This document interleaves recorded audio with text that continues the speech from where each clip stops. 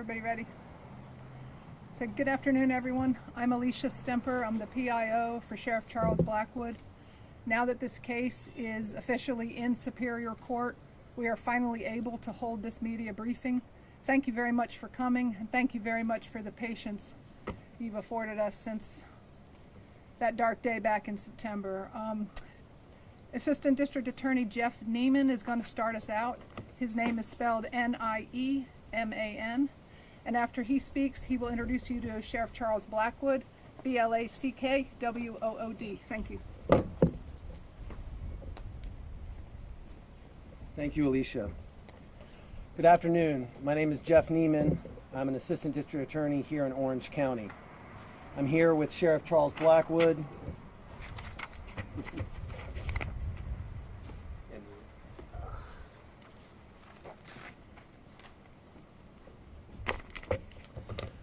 I'm here with Sheriff Charles Blackwood, and this morning the clerk of court officially transferred the juvenile suspect in the recent double homicide of Devin Clark and Lyric Woods into Superior Court, where he will now face those charges as an adult.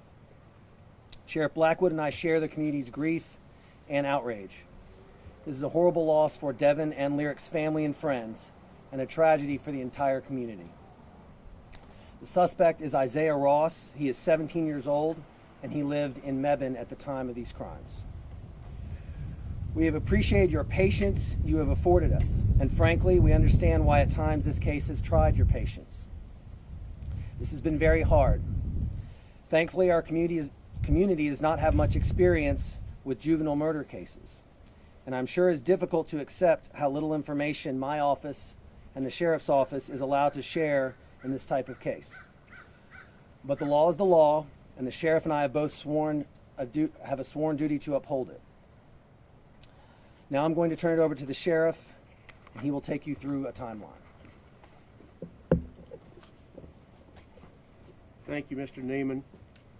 Might I add that his office has been extraordinary to work with over these last months. Late Friday night, September 16th, early Saturday morning, September 17th, as you know, Lyric Woods left home sometime during those hours. Her family reported her missing Saturday morning, and our deputy spent many hours that weekend attempting to locate her. September 18th, Sunday morning, 11:23, Devin Clark's family reported him missing to the authorities in Alamance County.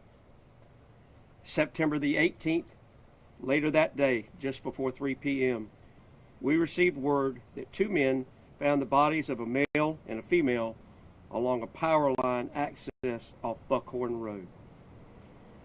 These victims were later confirmed to be Devin and Lyric.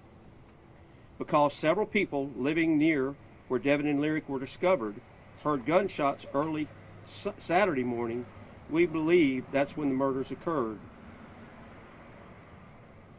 September 20th, Tuesday, 48 hours after finding Devin and Lyric, a juvenile petition was secured for Mr. Ross for 2 counts of first-degree murder.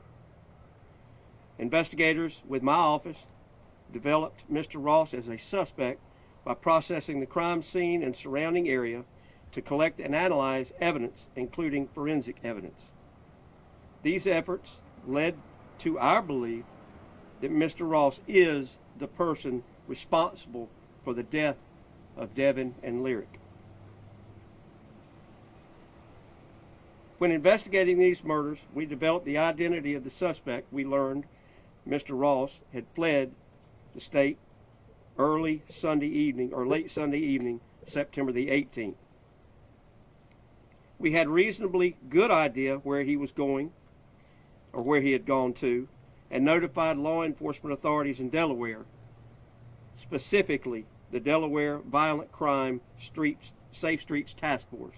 Again, that's the Delaware Violent Crime Safe Streets Task Force.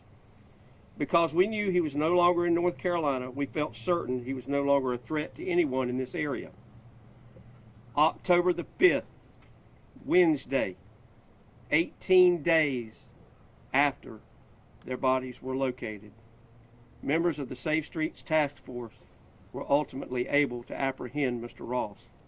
We're grateful for their diligence and professionalism during this case. The task force started with the information we had given them about where we believed Mr. Ross went. However, because they could not act on that information, they had to first confirm his location and then seek search warrants to enter the residence and detain him. Several days after his apprehension, Mr. Ross arrived in North Carolina and entered the secure juvenile detention facility in another county. Turn it back over to Mr. Nieman. Thank you, Sheriff.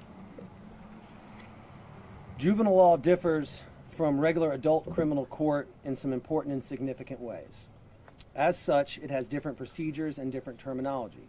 For example, the charging document is called a petition, not a warrant. When the person is apprehended, the term is detained, not arrested. We held a hearing in court on Tuesday, October 18th, at which time we announced our intention to transfer the case to Superior Court, a process allowed under juvenile law in cases where a 16 or 17-year-old juvenile is charged with a serious felony such as murder. Once a juvenile receives notice of my office's intent to transfer the case to Superior Court, the juvenile has a 5-day notice period to prepare for a transfer hearing. That occurred, and then on October 25th, a transfer hearing was held at which the juvenile court judge ordered transfer of this case to adult Superior Court. Then the juvenile is allowed a 10-day period during which he could potentially appeal that transfer. That period ended Friday afternoon at 5 p.m. Mr. Ross's attorney did not file an appeal, and the clerk of Superior Court made the transfer first thing this morning. This is why we are now able to release his name, again, Issiah Ross, 17 of Mebane. Although Mr. Ross's case is now in adult court because of his age, he must still be held in a youth facility under secured custody order. At present, he is being held without bond. Authorities in Delaware have charged 2 people with harboring a fugitive for their role in assisting Mr. Ross after he fled from North Carolina. Those cases will be adjudicated in the court system in Delaware. Sheriff Blackwood and I want to once again express our sincere condolences to the family and friends of Devin and Lyric. We hope our community will continue to support them. Thank you.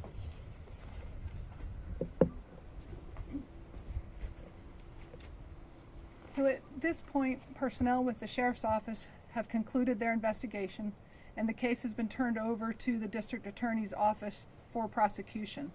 We have time for 1 or 2 questions, but I want to kind of warn you in advance, there's not a lot of other things that we can tell you. We cannot risk jeopardizing this case. And also, I want to just sort of forecast that going forward, this conference today is our chance to speak with you, but we really won't be allowed to release further details going forward, also because we need to protect the integrity of the case. We have appreciated your patience and your understanding. Yes, Leisha. How did Ross get to Delaware, and can we expect any arrests here locally as well? I don't think the specifics are something we can talk about at that point. At this point, sorry. And what can you share of motive, why these 2 teens were killed in this way? Yeah, we have some theories and we have some evidence, but we can't speculate as to motive at this time. And another important thing to forecast is, I don't know that we'll know in this case, or that we will find out collectively. Unfortunately, a lot of times cases go all the way through the court system and even get convicted. But if evidence convicts and the defendant does not speak, we don't always know the motive, and that may very well be what happens in this case. It may not be made public. You mentioned that people had heard gunshots that morning. Can you confirm, in fact, it was a shooting-related death? We can only suppose. It was at a time that was consistent with evidence that that's probably what was occurring. Can you say anything about how these folks knew each other? We cannot at this time. And can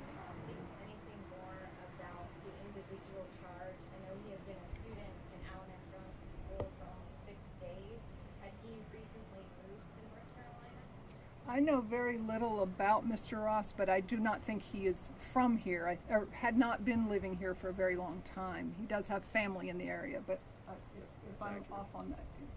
And could you also talk about, I know there has been discussion about some rap music that he may have released shortly after the murders. Can you all comment on those?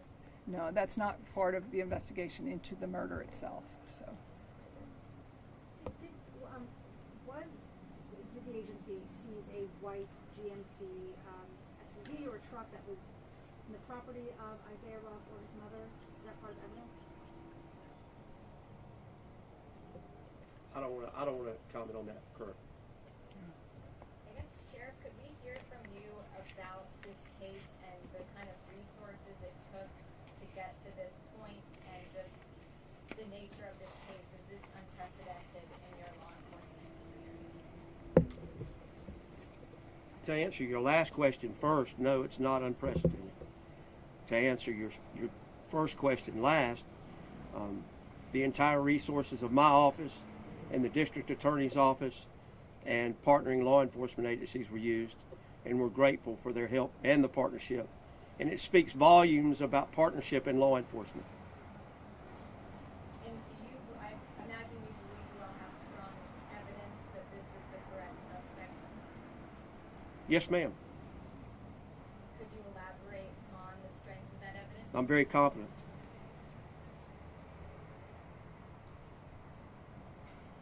Is this the only arrest in this case, or more things?